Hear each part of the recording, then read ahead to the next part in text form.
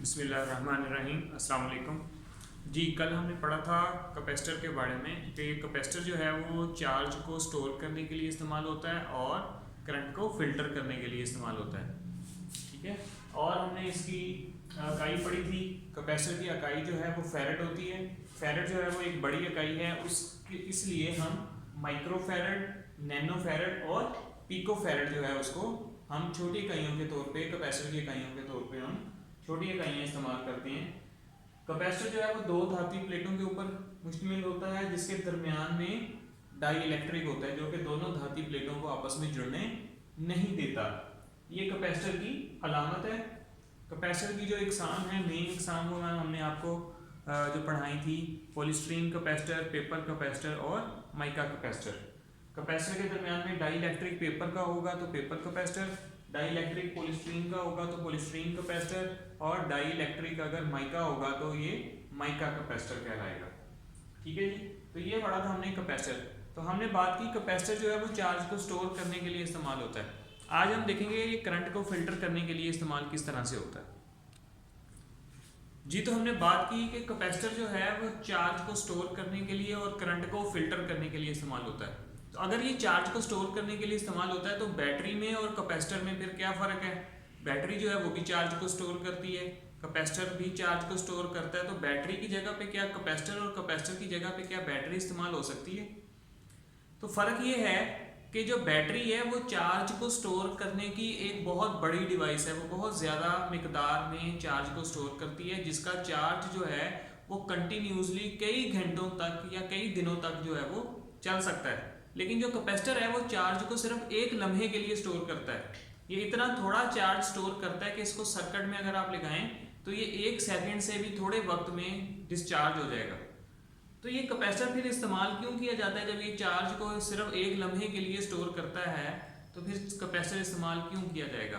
देखें, हर जगह पे हमें चार्ज की बहुत ज़्यादा मिकदार स्टोर करने की ज़रूरत नहीं पड़ती। अगर एक बैटरी है, जैसे हम गाड़ी में बैटरी इस्तेमाल करते हैं, तो बैटरी जो है वो लंबे अरसे तक चार्ज को स्टोर करने के लिए इस्तेमाल होती है। क्यों? क्योंकि हमने गाड़ी को स्टार्ट करना है, 2 दिन बाद स्टार्ट करना है, 1 हफ्ते के बाद स्टार्ट करना है, तो हमारे पास इतना चार्ज होना चाहिए कि वो गाड़ी को स्टार्ट कर सके।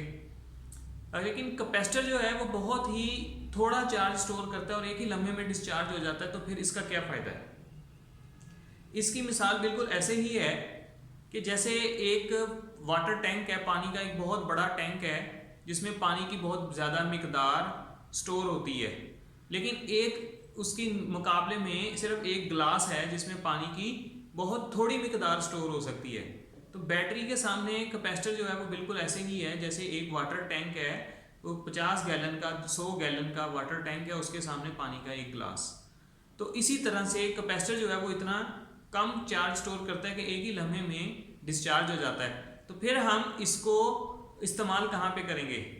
देखिए, बहुत सारी जगह ऐसी होती हैं जहाँ पे हमें कंटिन्यू पीछे से सप्लाई मिल रही होती है, कंटिन्यू सप्लाई मिल रही होती है, लेकिन हमें उसके दरमियान में अगर वक्फा आ जाए, सप्लाई के लिए, सप्लाई के दरमियान में कोई वक्फा आ जाए, तो वहाँ पे हमें चार्ज को कुछ लम्हे के लिए हमें चार्ज दरकार होता है। मिसाल के तौर पे हमारे पास ये करंट का ये फॉर्म आ रही है, करंट की फॉर्म आती है कि करंट आता है लेकिन बंद हो जाता है, फिर चंद एक ही लम्हे के बाद करंट दोबारा से ऑन हो जाता है, फिर करंट आता है, फिर बंद हो जाता है, फिर करंट आता है, फिर बंद हो जाता है।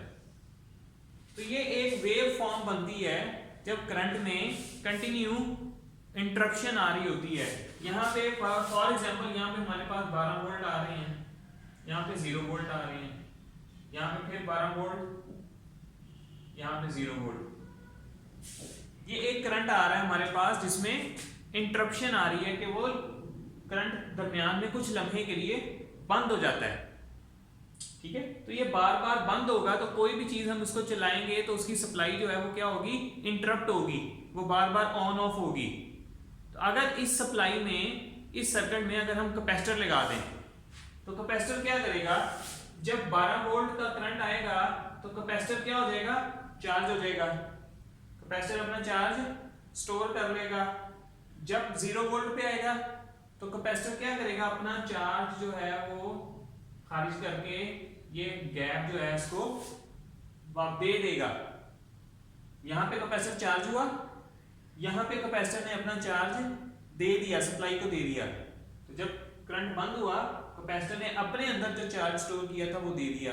अब कैपेसिटर खाली हो गया, फिर से सप्लाई आ गई, चार्ज दोबारा से स्टोर हो जाएगा, कैपेसिटर फिर से चार्ज हो जाएगा। फिर से सप्लाई बंद हो गई, कैपेसिटर जो है अपना चार्ज दे देगा, अपना चार्ज देके ये वक्फा जो है ये पूरा कर देगा, अपने पास से करंट दे देगा। लेकिन फिर कैपेसिटर डिस्चार्ज हो जाएगा, लेकिन तब तक सप्लाई दोबारा बहाल हो जाएगी। सप्लाई आएगी, कैपेसिटर फिर से चार्ज हो जाएगा। जैसे ही सप्लाई बंद होगी, कैपेसिटर जो है अपनी तरफ से चार्ज दे देगा। तो इस तरीके से कैपेसिटर जो है वो काम करता है। और इस तरह से कैपेसिटर जो है वो इस्तेमाल होता है जहां पे हमारे पास सप्लाई आ रही हो, लेकिन उस सप्लाई में कुछ इंटरप्शन हो। तो ये क्या कर रहा है, ये कैपेसिटर करंट को फिल्टर कर रहा है। अब ये करंट जो है वो इस तरह से नहीं चलेगा, वो करंट बिल्कुल सीधी लाइन में चलेगा। तो ये करंट ने क्या किया, कैपेसिटर ने करंट को फिल्टर कर दिया कैपेसिटर ने।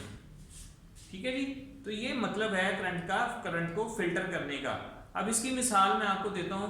इसकी मिसाल बिल्कुल ऐसे ही है, जैसे एक वाटर पंप जो होता है, वाटर पंप से अगर हम डायरेक्टली पानी की सप्लाई लें तो क्या होता है।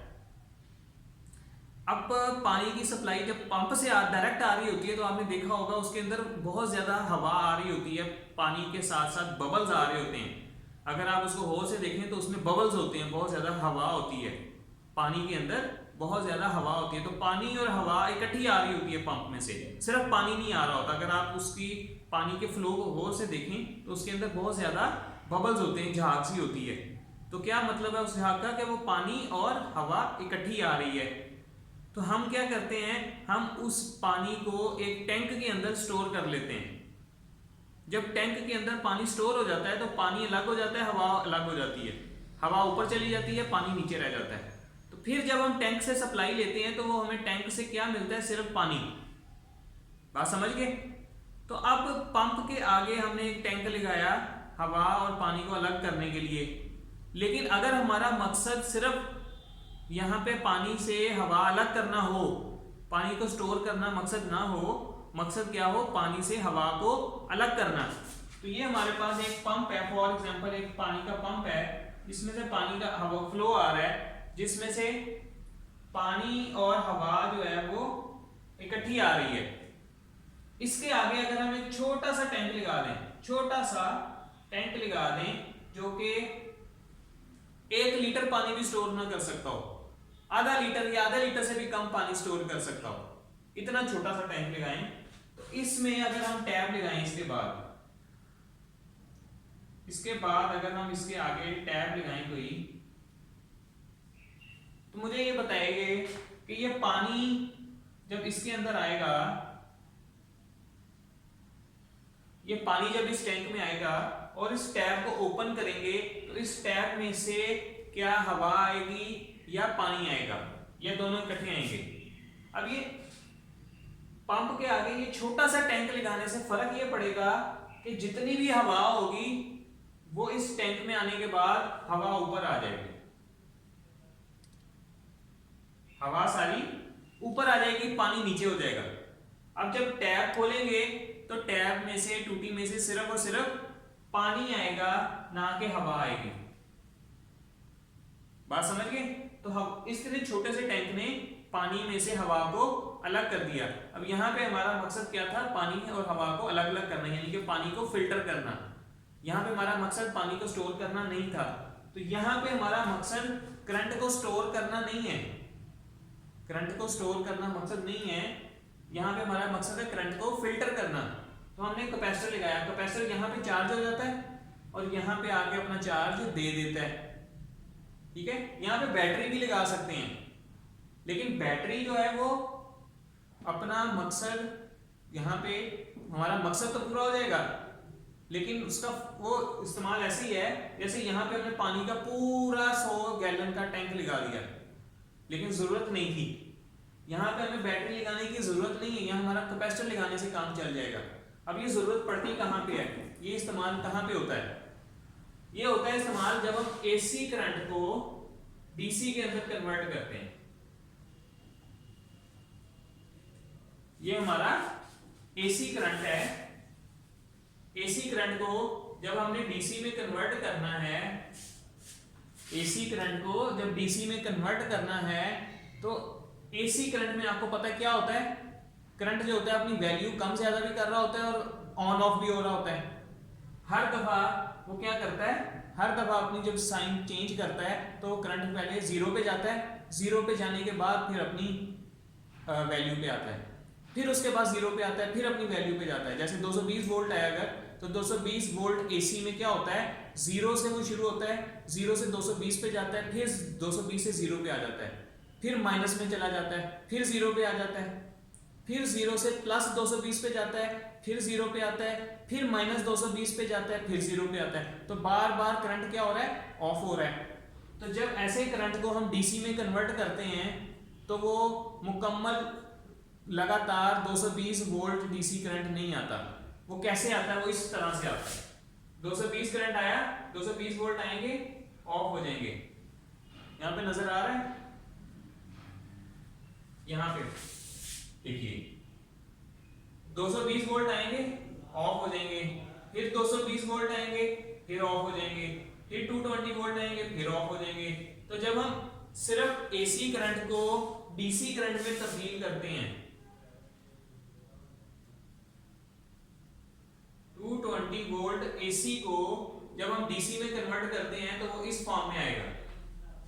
करंट बार बार बंद हो रहा है, तो ये क्या है, ये करंट में फ्लक्चुएशन है। करंट के अंदर फ्लक्चुएशन आ रही है, उसमें इंटरप्शन आ रही है करंट के अंदर। तो ये चीज जो है ये खत्म करने के लिए, ये बार बार जो करंट बंद हो रहा है इसको खत्म करने के लिए हम क्या करेंगे, सर्किट में लगा देंगे कैपेसिटर। कैपेसिटर क्या करेगा, जब 220 वोल्ट आएंगे तो चार्ज हो जाएगा, और जब 0 वोल्ट आएंगे तो अपना चार्ज देके इस जगह को, इस गैप को खत्म कर देगा। ठीक है, तो AC current pure DC current में तब्दील होगा, किसकी मदद से, कैपेसिटर की मदद से। बात समझ आ गई। तो इस तरह से कैपेसिटर जो है वो चार्ज को स्टोर करता है और करंट को फिल्टर करता है।